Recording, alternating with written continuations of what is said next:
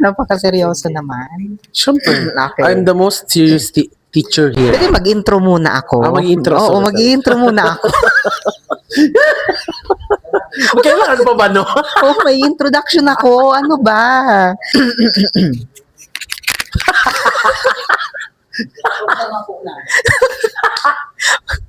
Hi mga netizens. Welcome sa another. Tapusin na natin tong podcast. Sana nag-live na lang tayo.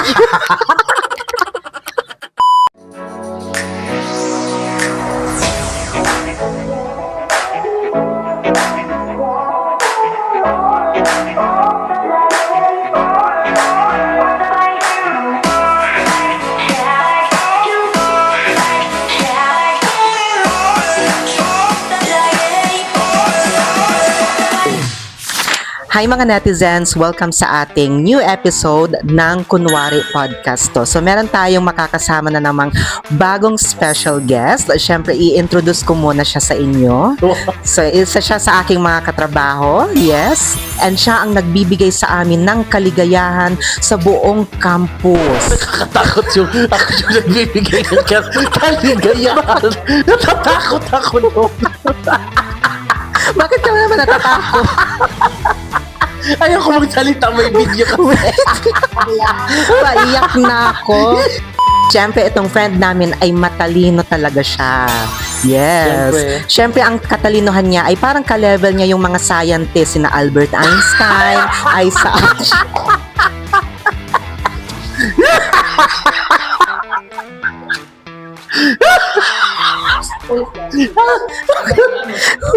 Tapusin na natin tong podcast. Sana nag-live na lang tayo.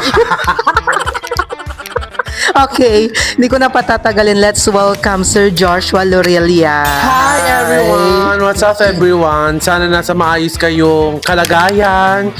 Stay wet. Ay, wet. Dry pala, sorry. I-edit mo yun. Hindi ko yan i-edit. Kumusta ka, Sir Josh? Ngayon, okay lang naman. Kinakaya lahat ng mga hindrances, mga pagsubok na dumaraan sa buhay. Lahat kailangang daanan lang. Pero ano yung mga problem na pinagdadaanan mo ngayon? Problem? I think I don't have problem right now because I'm happy. Yes, dapat happy kasi bagong taon pa lang. Yeah, Kakapasok pa lang ng taon pa lang. Dapat, 2026. let's start with the year with positive vibes. Paano yung positive vibes? Okay.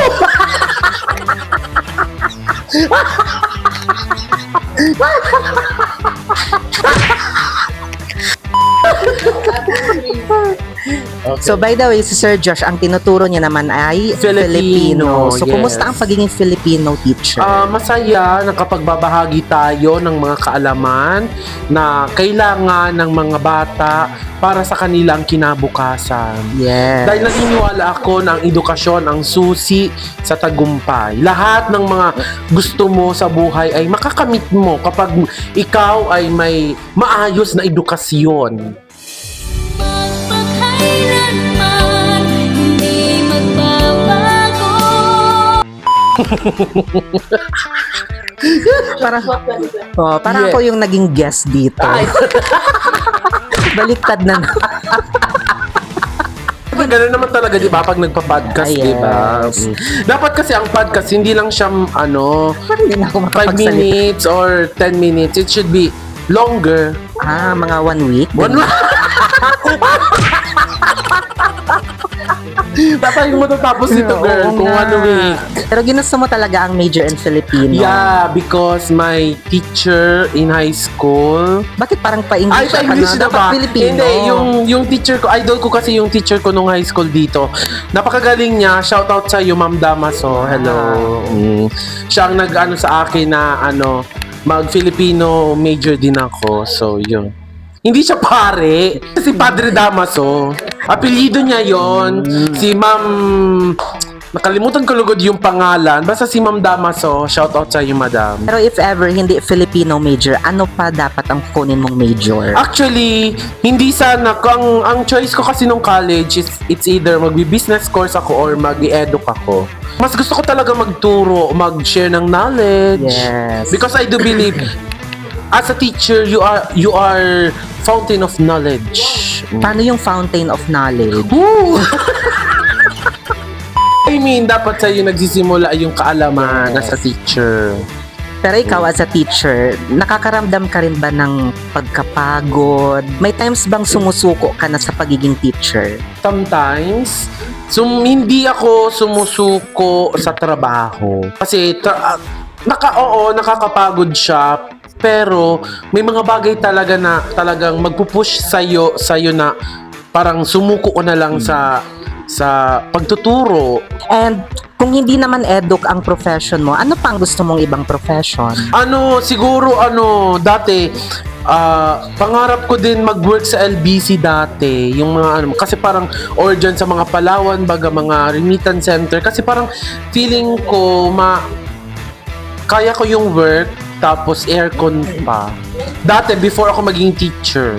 So punta naman tayo sa ibang topic. Okay. So punta tayo sa topic na about love. Okay, ano ba yan? So ikaw ay dumaan sa proseso ng nagmahal ka, Oo. nasaktan, Oo. naghiwalay, pero binalikan mo.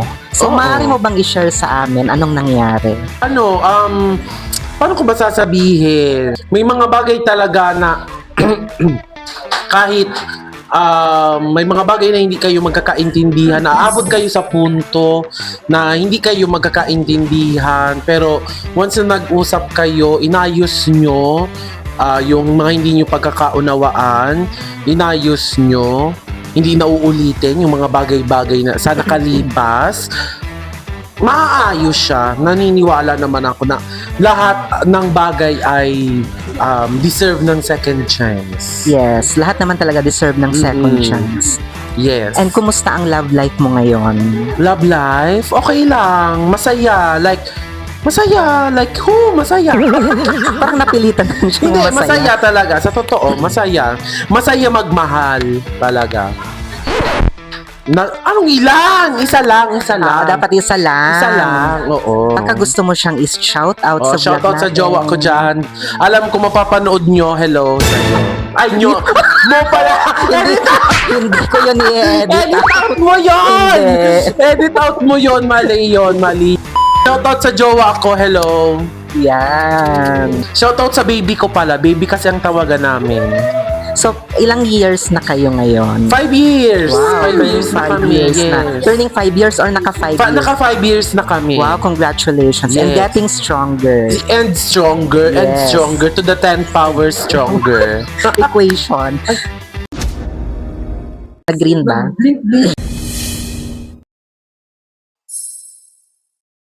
So eto, anong sikreto para tumagal ang relasyon? Ayun. Like what I say sa mga bata na naghingi sa akin ng advice, communication is the key. Pag-uusap. Dapat pag-usapan ninyo kung may mga bagay na hindi kayo nagkakaunawaan, may mga bagay na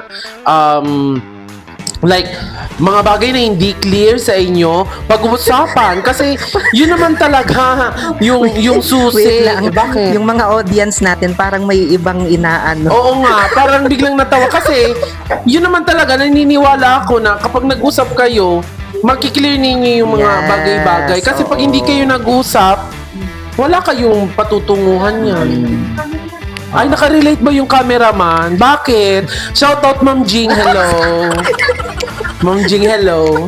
O para, I'm just saying hello, nagbibigay galang ako sa Yeah. napakagandang binibini sa likod. Diba? Yes. Wala naman akong inaano doon. O, diba? So kapag ganyan na may mga problema sa isang relasyon, kailangang pag-usapan ka agad. So wag pag-usapan. patatagalin. Yes, wag patatagalin. So eto na, dumako na tayo sa pinakabonggang question. Oh, yan ba yung- galing sa ating madlang tao. Ay, may madlang tao. Shoutout sa mga Yes. madlang tao. Ready Ayusin na niyo yung mga ikaw. questions niyo, ah. So alam naman natin na kumbaga open-minded yung ating mga viewers, ikaw ay may karelasyon na isang bisexual, Oo. tama. So, hindi natin alam yung magiging future ninyong dalawa, pero Oo. ikaw ang tatanungin ko. Oh. Ready ka na? Ready! Show me! Come on! Okay, so ito ang pinakabonggang question Ano ba galing yun? sa ating madlang tao. So darating ka ba sa point na mag-aasawa ka ng babae? For now, kasi may partner kasi ako eh. Masama naman yun na sabihin kong oo. Pero, let's, i-ano natin sa, in the future. Di natin masasabi. Ayoko magsabi ng patapos. Pero,